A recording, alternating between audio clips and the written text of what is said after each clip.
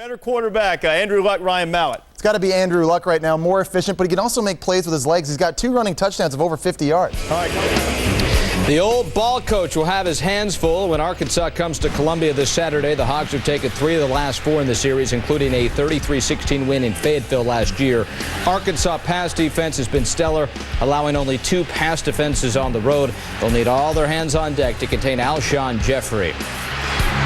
The ESPN DirecTV drive to the national championship bus continues on, and the bus rolled into Columbia, South Carolina today, getting ready for Saturday's huge big game in the SEC.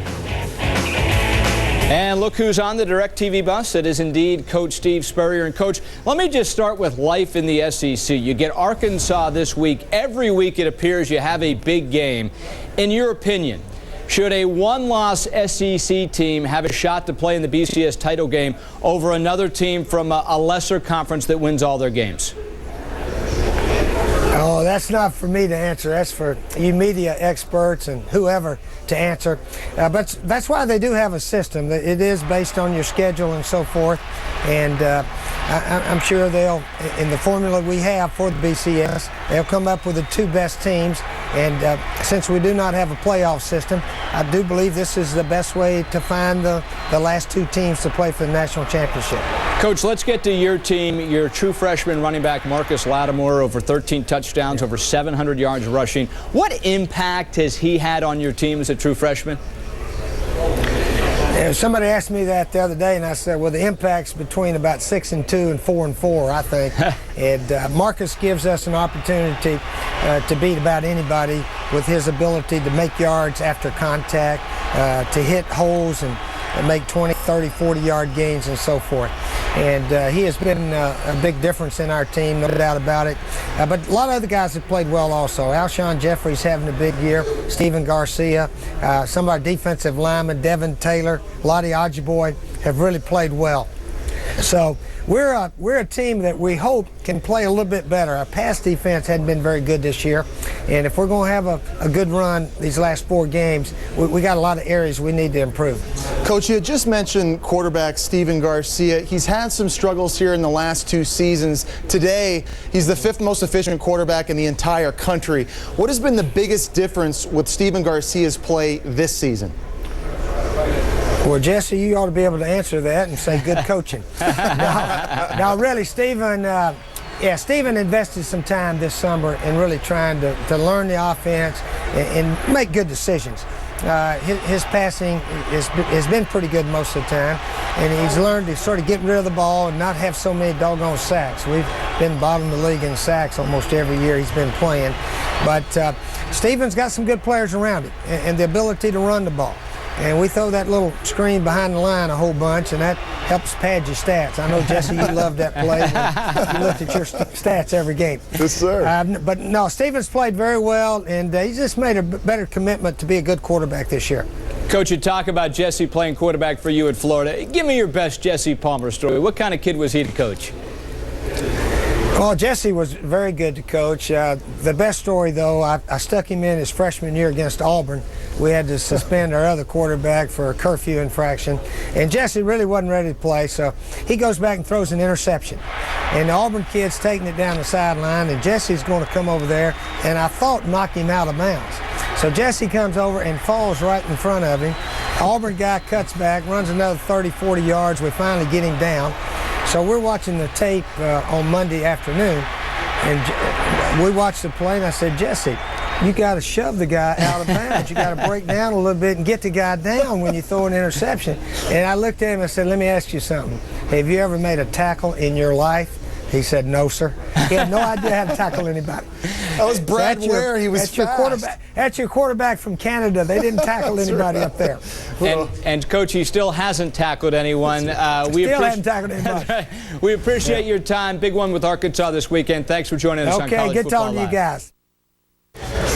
Wow, the coach, he's relentless, just pounding at you. There were a lot of interceptions he could have choose from, believe me. But I did the right thing. I cut the ball carrier off. He came back inside. You did the what?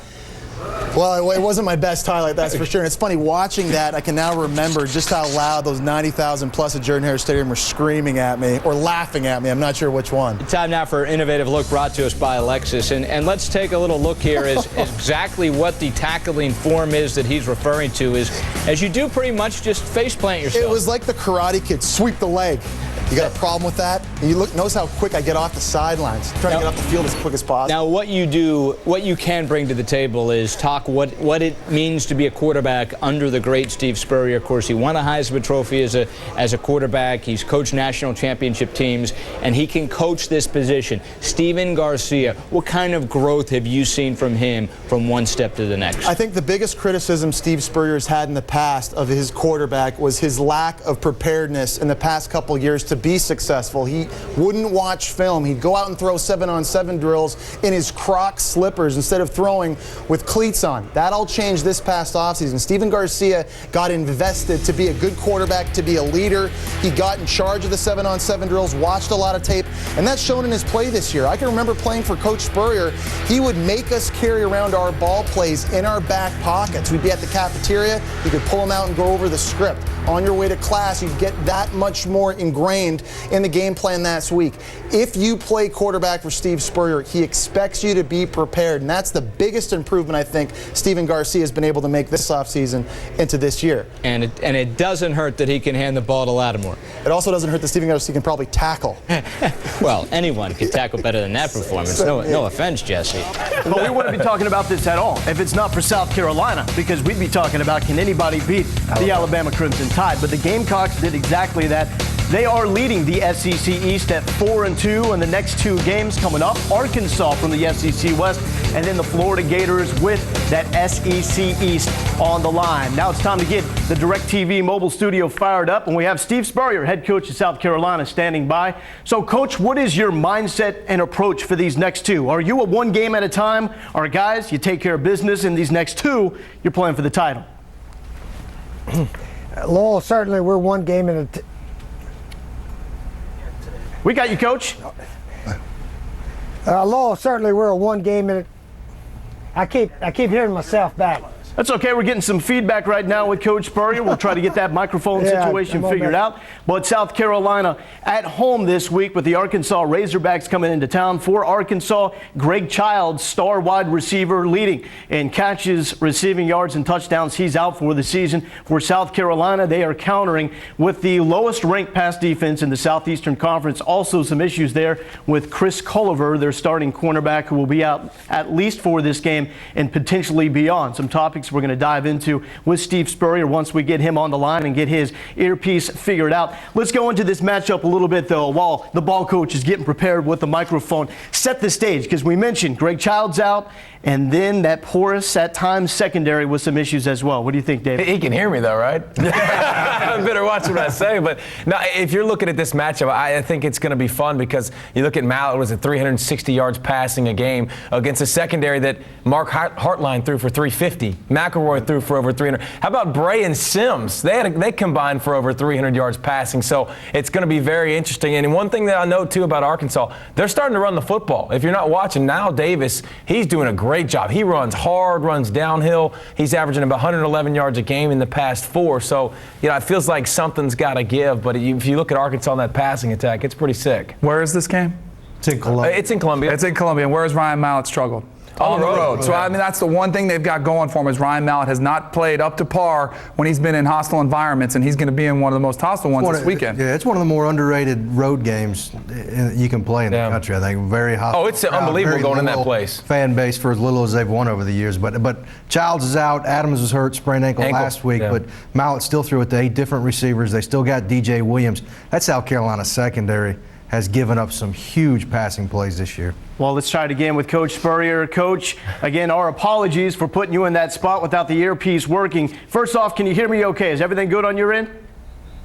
Yeah, Lowell, I can hear you fine. Okay, sorry about that to put you in that spot, but let's talk a little bit about South Carolina and the approach over the next two. How do you set your team up, Coach? Well, Lowell, we're certainly talking one game at a time. Arkansas is our opponent this week. Our team actually set a goal of trying to win all of our home games, which we got 7 of them this year. South Carolina's never done that. We're actually in position, hopefully, if we can play very well against Arkansas Saturday night and against Troy later, to do that. But it's a huge SEC game. Arkansas is the best passing team in the conference by far. We've been not very good in pass defense, so it's a heck of a challenge for us. What does the loss of Chris Culliver mean in that department, Coach? Yeah, we lost Chris Culliver last week. Got a shoulder injury, a pec muscle injury that is going to put him out the rest of the season. But we have a lot of other players, and sometimes when one gets hurt, the other guy steps in and answers the bell. So we got some good backup players, and hopefully they're going to start playing very well. Well, at the same time, Arkansas is going to have to come up with an answer to stop Alshon Jeffrey. You've seen Julio Jones. You've seen A.J. Green. How does your number one compare to those guys in the SEC? Well, Alshon's a very good player. I'll let all you media guys compare him. But Alshon, the play he made last week was just a big-time play. We're tied with Tennessee in the fourth quarter, and we finally get a pass to him over the middle. And he went about 70 yards after he caught it and outraced 2 or 3 of those Tennessee guys, and actually got a couple of good blocks from D.L. Moore and Tory Gurley out there also. But Alshon's a big-time receiver, but Marcus Lattimore, our freshman running back, is the big guy for us as far as running the ball, staying on the field, and trying to win games. And Coach, you know by now Joe Paterno is going for career win number 400 on Saturday. What are you going to be doing when you're 80 years old?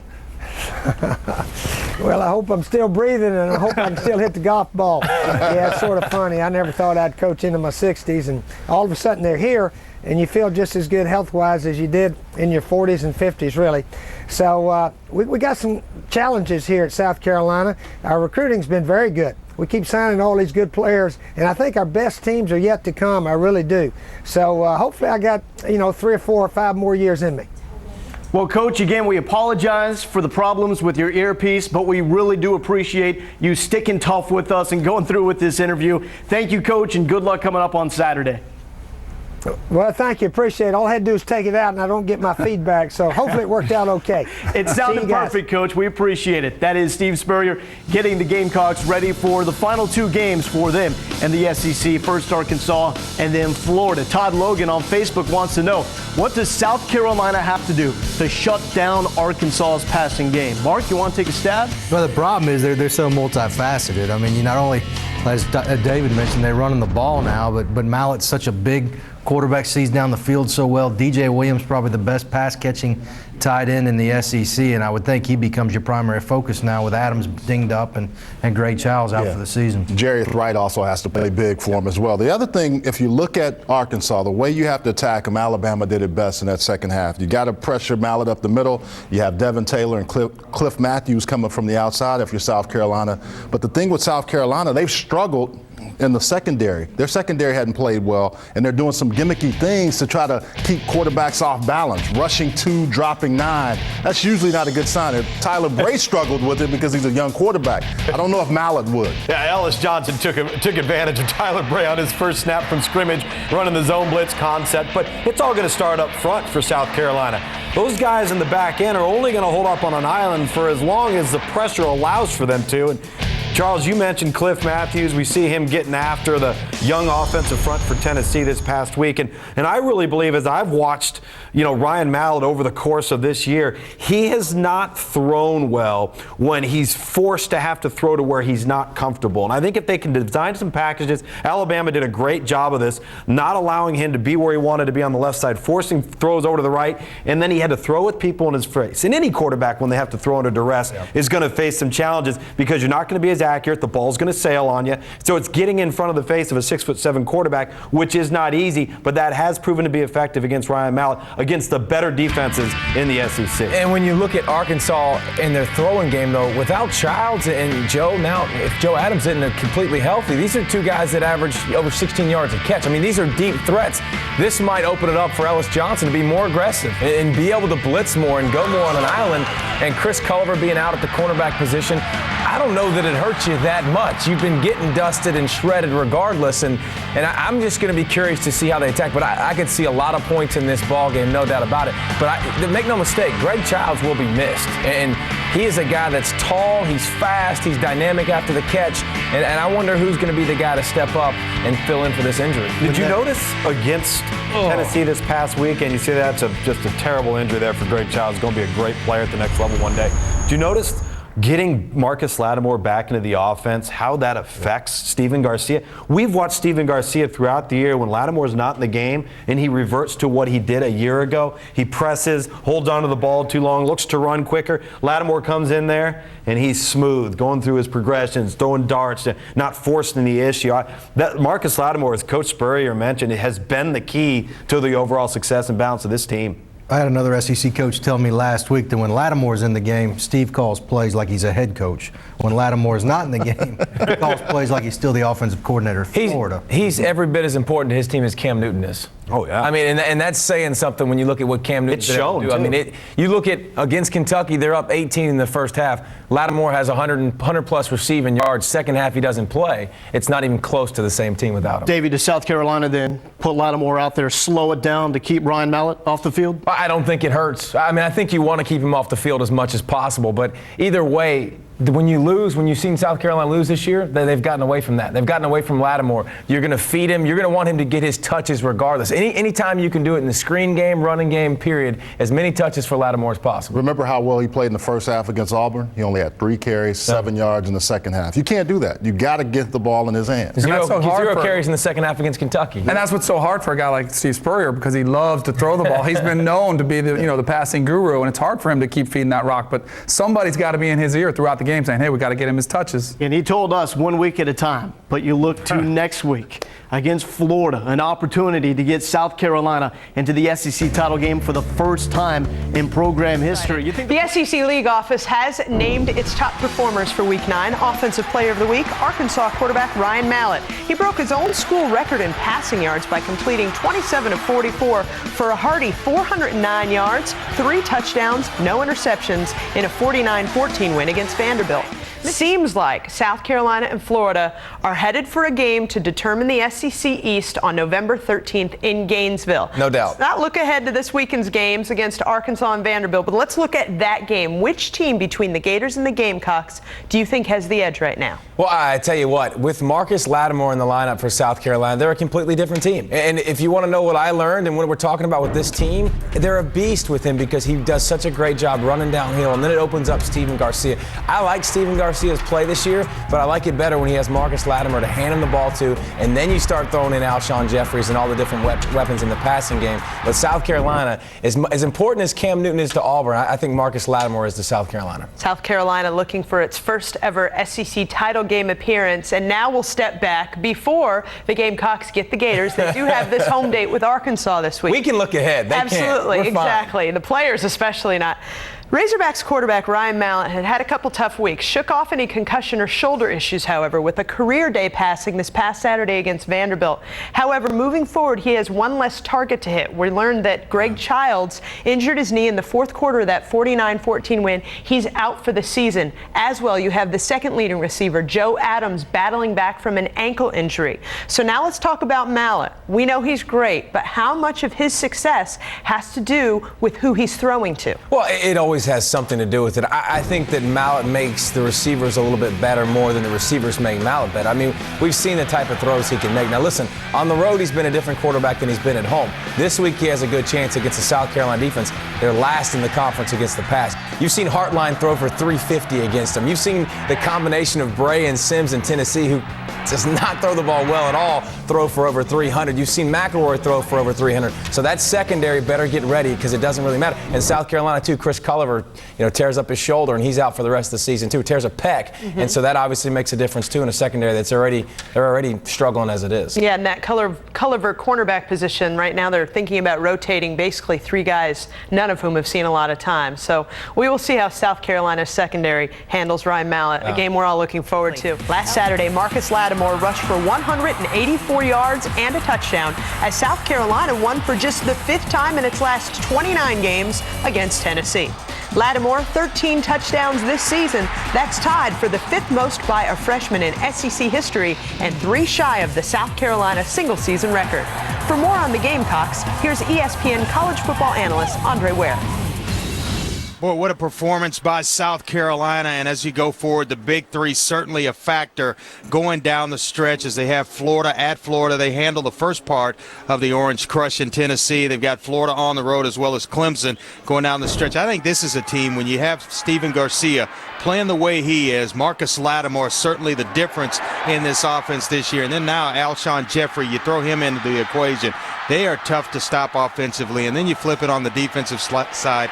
Cliff Matthews now playing at 100%. Devin Taylor as well at the other defensive side. South Carolina going to be a force to be reckoned with as we close out the SEC East standings. Look for them maybe to find their way to Atlanta in the championship game. Andre, thank you, and we welcome back our college football analyst, Dave Pollack. We just heard Andre talk about South Carolina's offense really rounding into form. As we look at this game, South Carolina hosting Arkansas, the first quarterback that comes to mind, obviously, is Ryan Mallett. Oh, it's not Stephen Garcia? Dominating, but that's my point. Yeah. Stephen Garcia is having an outstanding season. How has he changed and improved from last year to this year? It's pretty fun when you get to play the whole time. I mean, I think that's one thing that's advantageous for Stephen Garcia. He's in there. He's not getting yanked every single play, but I like what he's done. He's completing a high percentage of his passes. He's completing like 71%. He's got 20 touchdowns. And now there is a common themes in the loss that you have to look out for, and that's 2 picks against Kentucky, 2 fumbles against Auburn, and he has to do a good job taking care of the football. And he's going to give you a chance to win. And he's got the it factor. He really does. If you go back to the Alabama game when they upset the #1 team in the country, 4th and 2, going up the middle, spinning outside, making plays. He's a playmaker in every sense of the word.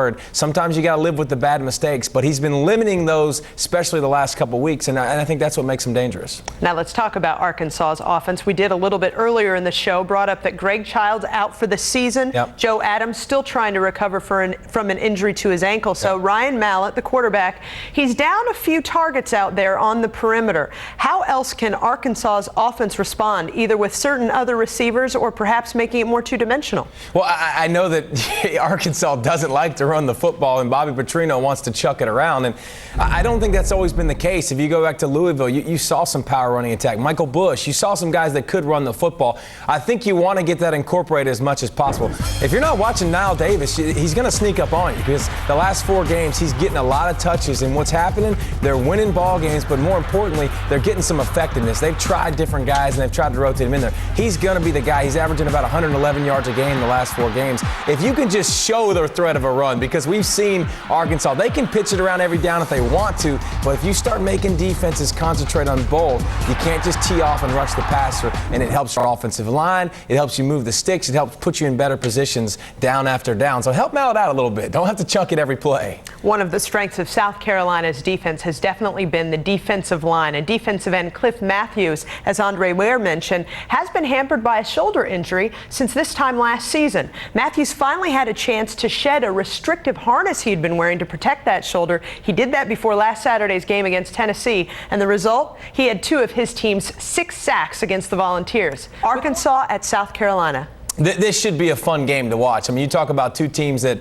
can score some points, but you also talk about South Carolina. You traditionally think about Ellis Johnson in defense. Well, Chris Culliver, he's out with starting cornerback. They've already struggled against the pass as it is. Look at the people they've played so far. They've had some issues in the back end, to say the least, and some blown assignments, some missed coverages. They've had trouble covering a lot of the receivers. Arkansas, they're going to have to run the football a little bit more. Greg Childs is out. You've got some guys that are banged up like Joe Adams. Run the football, stay a little bit more balanced, but it's Mallett, and he brings a big mouth, so they better start covering better than they have all year.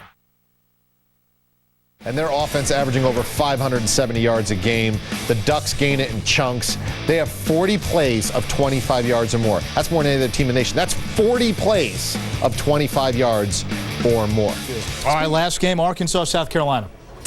I'm going South Carolina because Lisa, your talent producer, told me to. I don't know anything about those 2 teams. Well, Lisa's she might take my job if I get this one wrong, but I'm going with Arkansas on this one. I think Ryan Mallett, even though Adams and Childs may not, well, definitely Childs is out, Adams is banged up.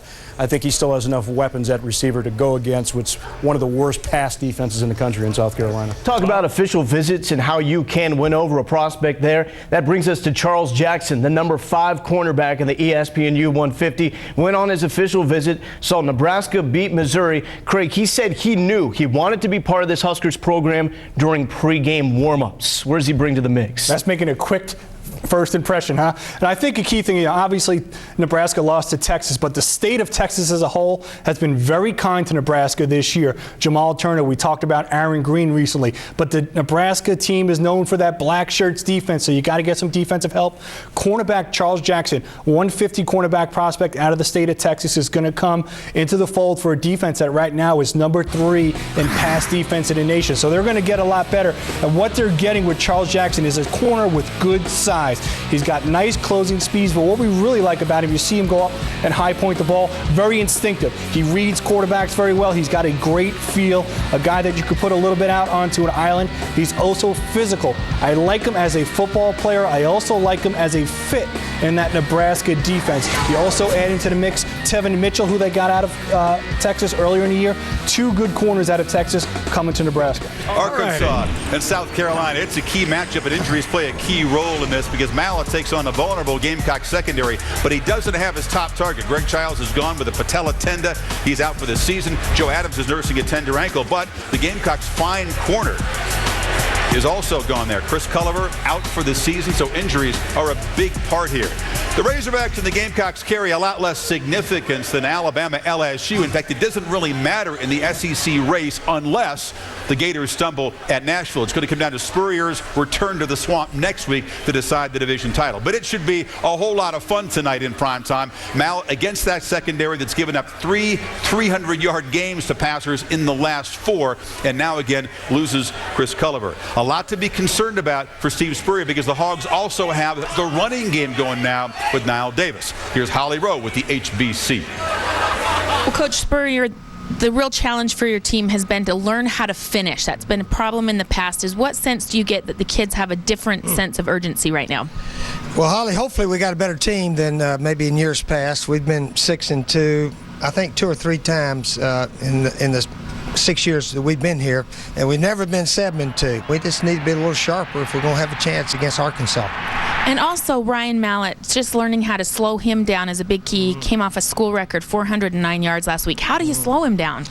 Well, we hope we can get some pressure on the quarterback. We hope we can disguise coverages. That's how you stop all great passers. And, you know, you got to get a tip ball, and our guys got to cover and play their assignments. And then offensively, we need to stay on the field a little bit. We can't have 3 and out and, you know, watch them play most of the night. So it's a big challenge for us, and we'll see how it works out. All right, thanks for your time, Coach. Chris, back to you. Steve is dressed for the par 4 15, but he's not thinking about golf. I promise you he's thinking about the challenge here. Alshon Jeffrey, his receiver, nursing a knee, but he's got to go. And the Gamecocks have protected home turf 5-0 at home this season. They're very good. Listen, Georgia, South Carolina's having a breakout year. They've beaten Georgia, Tennessee, and Alabama for the first time in school history. Arkansas should score 37 points a game, but South Carolina's big 3, Garcia, Jeffrey, Lattimore, outscore them. South Carolina by a touchdown. All right. Yes, sir. Pretty good prediction, Coach. I'm with you. I think South Carolina wins this game, but it's because of Ryan Mallett. You know, he's a fantastic talent, but he hasn't proven us that he can go on the road and win big games. Now, they did beat Georgia up in Athens, but the jury's still out on Georgia, how good that team is. But dating back to last year, on the road against Florida, Alabama, Ole Miss, LSU, he lost all of those games. So I think that Ryan Mallett hasn't proven he can go on the road and win a big game. Okay, you're calling him out. Now you're calling South Carolina. I'm not calling him out. I got scolded. He's a fine young man. But Ryan Mallett threw for over 400 yards last week. I know it was against Vandy, but he's healthy. He loses Childs, but he spread the wealth last week against Vandy. He's going to have to do it again. Now, South Carolina, the thing about them is they're dead last in the SEC in pass defense, yet they have 30 sacks, so it's feast or famine. But the thing that'll stand out in this game will be Marcus Lattimore, an actual true man-child as a true freshman. Ran for over 180 yards last week against Tennessee. Steve Spurrier said we got to stay on the field, ride Lattimore all the way home. Garcia makes a play throwing. Jeffrey. Absolutely. I like South Carolina at home. Great. Jazz all like South Carolina. No. Come on. Now, I like the Gamecocks too. The only way to make the SEC title game have any kind kind of pizzazz at all. It's really for the Gamecocks to win. Exactly. Drive that Volkswagen you always talk about into Gainesville. And beat Spurrier. Volkswagen's getting shined up a little bit. And they could be 10-2 in Atlanta, which would give that game some pizzazz. Otherwise, they don't have it. Arkansas and South Carolina, again, not very meaningful for the SEC East. That's for next week in Gainesville, but should be a whole lot of fun. Mallett gets the Gamecocks at night in Columbia. Yeah, you know, like I said, Mallett has improved. He can go on the road and win a big game. Yeah, I think South Carolina pulls this one off. South Carolina by a touchdown. Steve Spurrier wins this one. Yeah, I think South Carolina has some urgency to them. They're not peeking ahead yet to Florida next week. And I think that Stephen Garcia will make a big play through the air, but it's Marcus Lattimore is going to carry. South Carolina wins the game. Don't really care who wins. I think it'd be fun if the Gamecocks kept momentum going to Gainesville. I just get a sneaky feeling about Arkansas when you guys are all writing them off there. That's the ESPN writing them off? prime time game. We'll pick it against them. You're writing them off if you don't think they can win, right? No.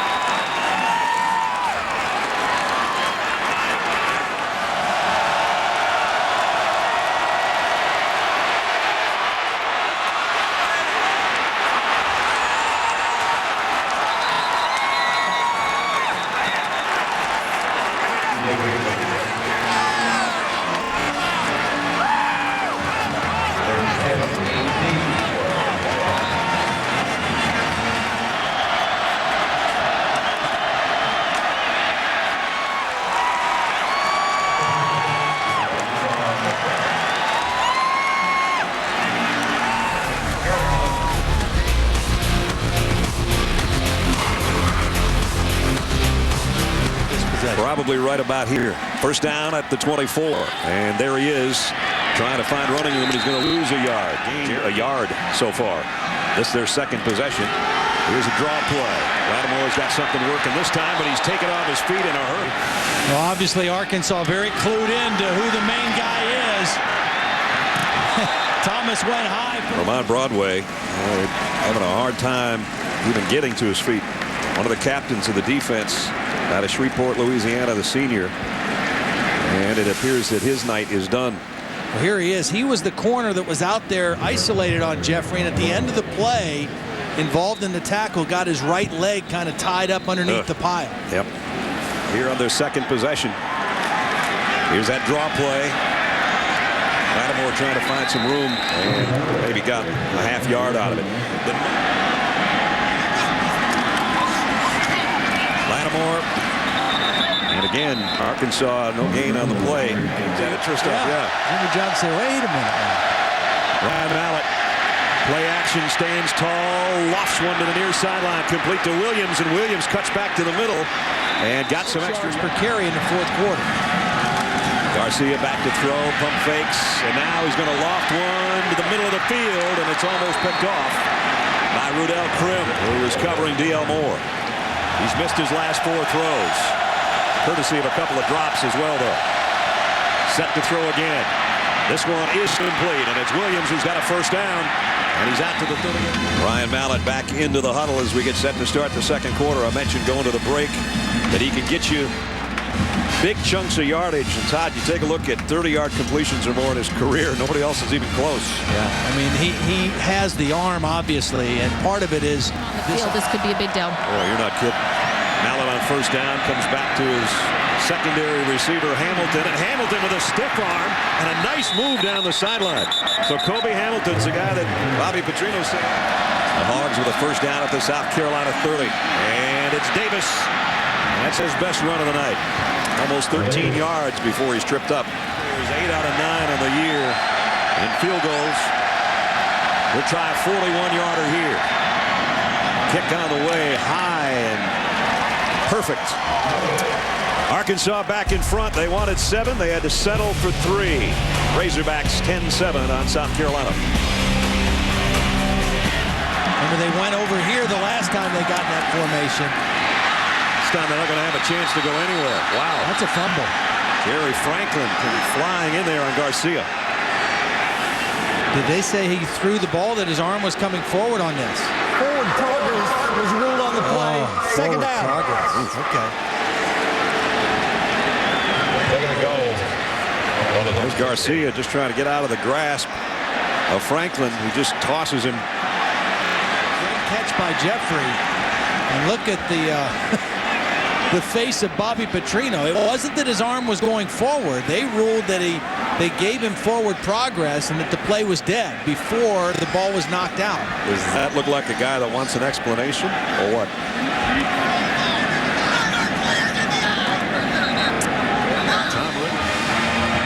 Once they blow this dead and say forward progress, then the rest of that play doesn't count.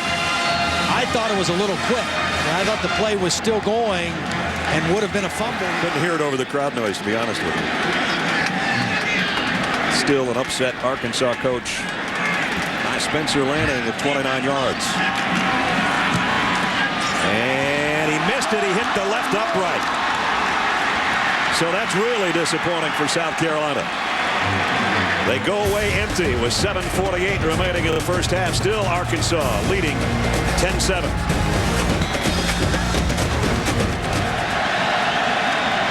Mallett to throw on first down. And he's going to go long, and he's got a man out there. Caught by Jarius Wright. Ryan Mallett didn't have to go anywhere. Great protection. Watch how long he's able to stay right in the pocket and then step into this throw on balance, and then the big arm to get it all the way down the field. Not many guys can throw that without the receiver having to stop to go up for it. Trying to extend their lead. High backfield, two tight ends set. Davis straight ahead. And he's in. Touchdown. 80 yards in 4 plays. 57 in one big chunk from Mallett, but Davis from 2 yards out makes it 17-7.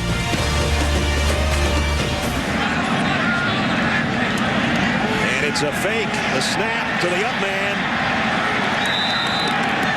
And that didn't work either. This is an opportunity now for Arkansas. They got plenty of time to work with in all their timeouts. Very well diagnosed. You had two guys in there for Arkansas, like in a linebacker position, were just playing soft and reading this. They weren't necessarily anticipating a fake. The South Carolina 21-yard line. Davis got the corner. Niall Davis, touchdown! What a run! Davis of the Arkansas touchdown. Now that fake punt attempt by South Carolina. Watch Von Steumann again. Number 44 gets a block on Tony Straughter. And just sealed the edge. It was kind of a different formation. They had two tight ends. 1:57 left till halftime here. And Niall Davis, a man of the hour, or at least of the second quarter. 1:18 remaining, one timeout left. South Carolina trying to get a score here before the break. Garcia tipped and incomplete. Almost intercepted by Tremaine Thomas. Greg Gatson, number 28, is going to get his hand on the ball and knock it back inside. And you're right, Jeffrey at the end is able to strip it out of there. That ball was thrown too far to the inside again instead of toward the sideline. Let's check in with Halleck. Well, Coach, first, what was your thinking on calling that fake punt that gave them a short field? We were thinking we could make it. Yeah, we thought we had the right look, but one guy got us. But we messed up down here a couple times now, and that's hurt us. Our defense is playing well at times, but they got a ton of passing yards. But we got to play better, get back in the game. If Marcus Lattimore has continued to be banged up with that left knee, how does that alter what you can do? Well, we're 2 touchdowns behind, and we haven't forced a lot of punts. So we got to move the ball offensively, try to score some. And I think he's okay, but not 100%. All right, thank you, Coach. And halftime. Our score, Arkansas 24, South Carolina 10. Williams, a tight end in motion. This time the stretch play to Davis. And Davis weaving his way for about 7 or 8. Nice run again to give up a score on the opening drive of this third quarter to Arkansas. Mallett thinking otherwise and throws a strike down to the 41-yard line to Jarius Wright. And another first down. 3rd and 6. Mallett fires complete. Can they get him? Nope. He's going to get a first down late in the fourth quarter. 10th play of this drive to open the third quarter. Davis. And Davis again determined to get to that corner and did. He's in there flanking Garcia and gets the handoff. Broke one tackle, but he won't get away from the other two. Only about a yard gain. That's third down and 5. His warm-up snaps to the shotgun to Garcia during the break weren't great, but that one was.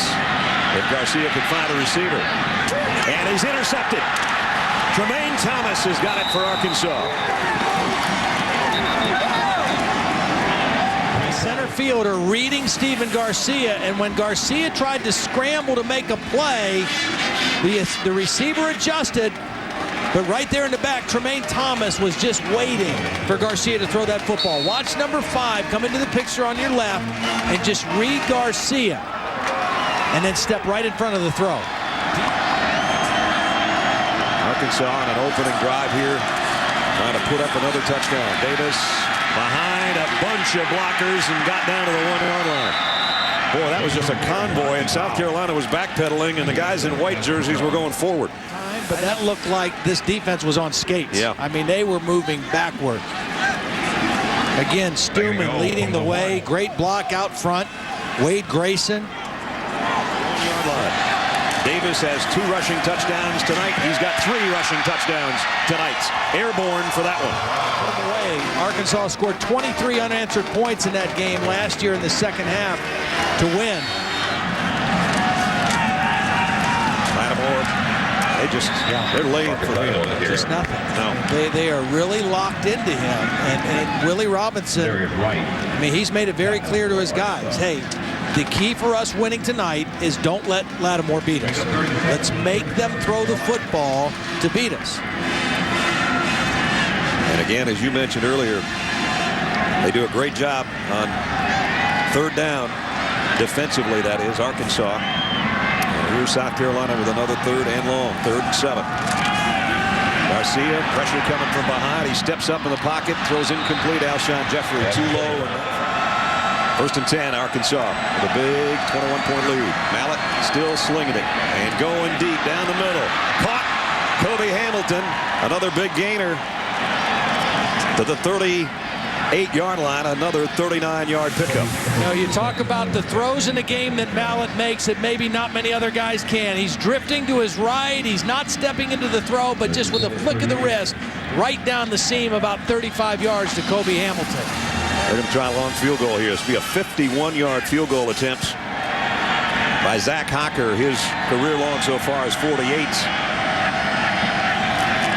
Had a 52-yarder in high school. This one from 51 is good. Perfect. Wow. That's a nice weapon to have. And a happy coach as he extends the lead out 34-10. Back at Williams-Brice Stadium, where the crowd is not the size it was when the game started because of the score you see. Let your quarterback run, but we're not going to let number 21 beat us. Less than a minute in the third quarter. Garcia pressured from behind. Ball up in the air for grabs and picked off by Greg Gatson. Demario Ambrose.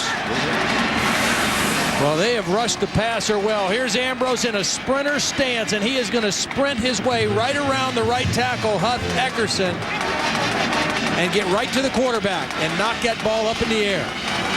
Garcia didn't see him, wasn't able to get through on the football, and Gatson there to scoop it up. Taking their time.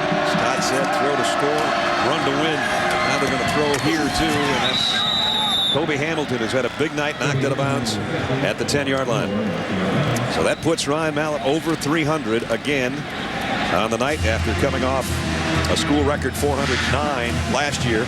And prior to Bobby Petrino's arrival, there were 16 300-yard passing games in Arkansas history, and they started playing football in 1894 since he's been here. Yeah. With that one, now they got 17 with Ryan Mallett and company. That is pretty amazing. It is. You should really stop and think about that. Second down and 2, long 2. They have to get to the 7-yard line for the first down. And Roderick Green does, and almost got to the end zone. From the 1-foot line, Mallett will try to do it himself, and the ball comes out. He didn't get it, and they whistled it dead before the ball came out. quarterback broke the plane to the goal line. Before he was pushed back, we have a touchdown. Todd said earlier, maybe we'll see. Of course, Lattimore's had some huge games. You mentioned the Georgia game, 37 carries, 182 yards, 29 last week for 184 against Tennessee. A couple of touchdowns and almost 100 yards against Alabama. But not tonight. No, this Arkansas defense has been solid. They've been solid. They've been salty. I mean, they have really flown around and made everything difficult for South Carolina tonight. Marcus, by the way, only 30 yards on 11 carries tonight. Here's Shaw is going to keep this one, too. He was thinking about throwing. Gets what he can. He took a big shot for his efforts. But he believes he's the guy that kind of makes their whole defense go. Can really take over a game. Red ball, personal foul. Played it out of bounds on the defense. Half the distance to the goal. First down. You see the end of the play from Connor Shaw again, and he really took a shot.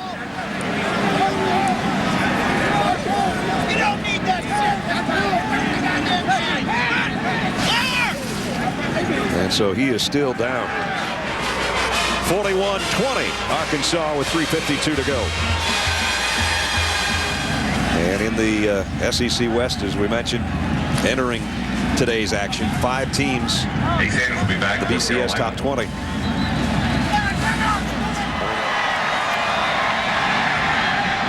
the pass completes. And the ball out. And Arkansas will cover it to end the game in dramatic fashion. And now that post will come down. 41-20. Arkansas goes to 7-2, 4-2 in conference play. South Carolina drops to 6-3 and 4-3. Once again, final score 41-20.